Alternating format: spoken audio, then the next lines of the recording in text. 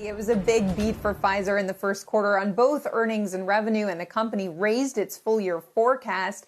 A lot of this driven by the strength of the COVID-19 vaccine, which brought in $3.5 billion in first quarter sales. The company now saying it sees 2021 revenue from the vaccine of $26 billion. That's up from $15 billion it had previously seen, based on the 1.6 billion doses and contracts it signed for this year.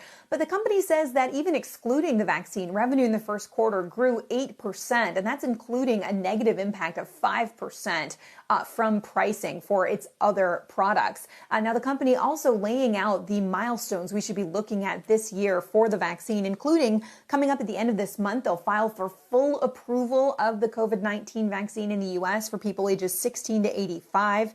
In July, they expect results from their booster trial for the shot of COVID-19, which they think we might have to get this fall or winter, and potentially submit for emergency use authorization in July.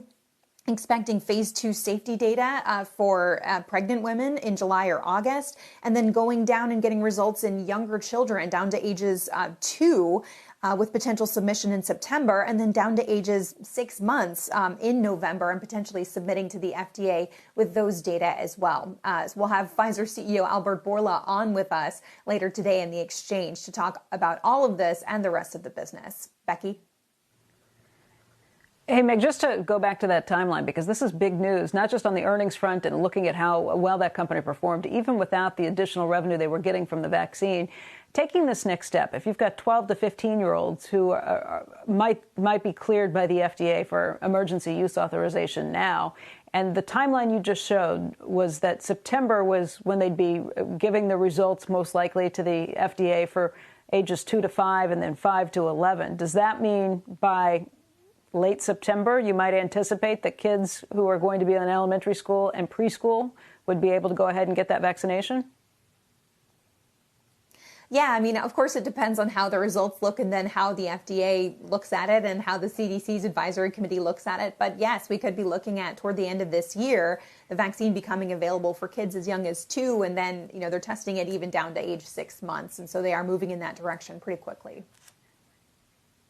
I mean, you said the end of this year, but if they get the results in September, you would think September, October. And it makes a difference because right now rates are coming down, COVID rates are coming down, but Scott Gottlieb and others have warned us that you might see an increase in cases again as we get closer to the winter months when people are coming inside and don't have the option of being outside as much. Is that something that you think would be earlier potentially? Have you heard that at all? Or is the company still sticking to that conservative guidance of saying just by the end of the year?